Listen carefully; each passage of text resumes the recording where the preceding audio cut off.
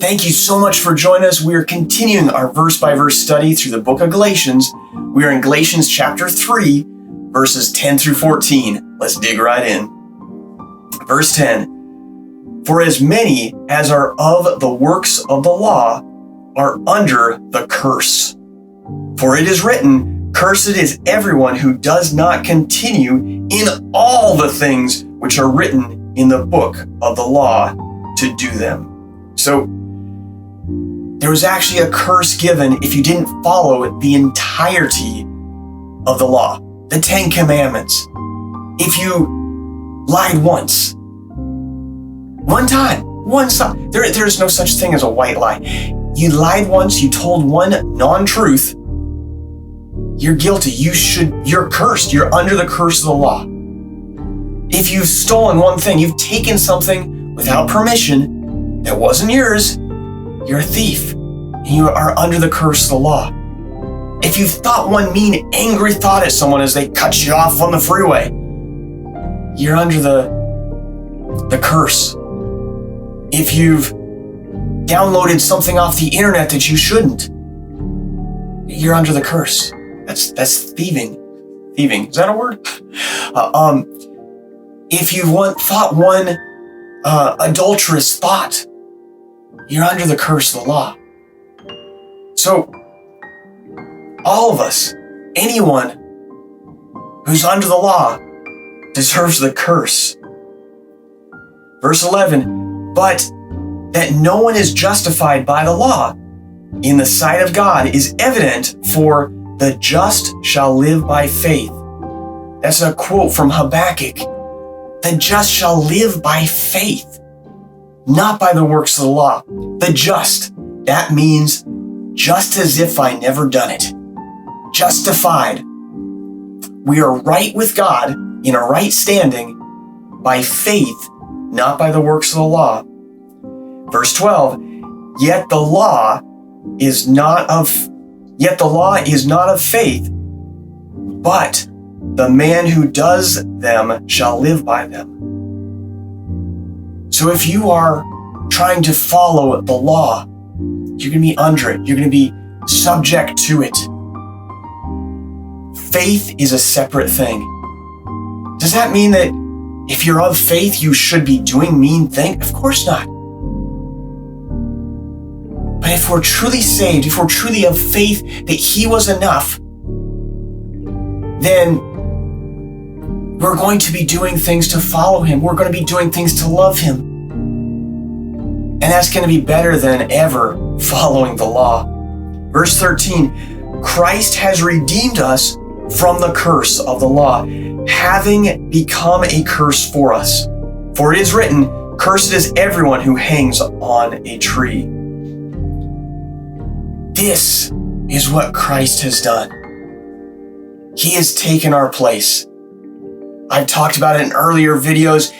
If you were running for a political office, if you're running for president, and you wanted to go on, this was his platform. He was saying, I'm going to pay for all of your sin. I'm going to pay for your debt. What person, no one's done this. Think of this. Someone runs for office and they say, every single American, I'm going to pay for your entire debt. Not, we're going to forgive your debt, but I'm going to pay for it myself. I'm going to write out a personal check to pay for every debt that you have. Your mortgage, your student loans, your car payment. I'm going to pay for it all. That's what Christ was doing. He's saying, I have come to pay your debt. What was your debt? Was it your mortgage? No. Who cares about that? Your true debt is sin. The payment, the wages of sin is death, permanent separation from God. But Christ came to pay that debt, to become sin for us, to become the curse for us, to even hang on a tree, which was a curse. Verse 14, it closes with, that the blessing of Abraham might come upon the Gentiles in Christ Jesus, that we might receive the promise of the Spirit through faith. How are we justified? How do we have the Spirit of God living in us? It's through faith, not through works, through faith. And I want to encourage you guys, step down and just say, today, I want you to encourage you, pray and ask God to send more of His Spirit in you, to give you the strength. He has broken the curse that sin had on us. Sin, Satan, the enemy, has this hold on people. Christ came to free us, to give us freedom. Freedom from the law. Freedom from sin. Freedom from Satan. He came to do that. And the only way to receive that is through faith. Through faith that He was enough. Faith that I don't have to do it on my own. Christ is enough. I want to encourage you guys, ask Him today.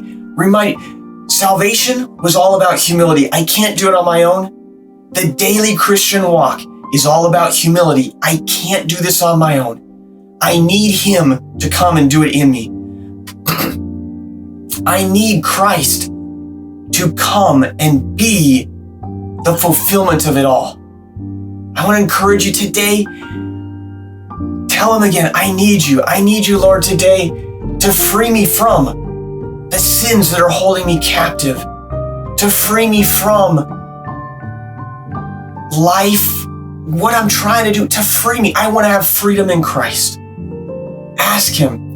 He wants to send His Spirit of power and of love and of a sound mind and give it to you and to me to give us true freedom. But it's only through daily humility, step-by-step journey, saying, I can't do it on my own. I need Him to do it in me.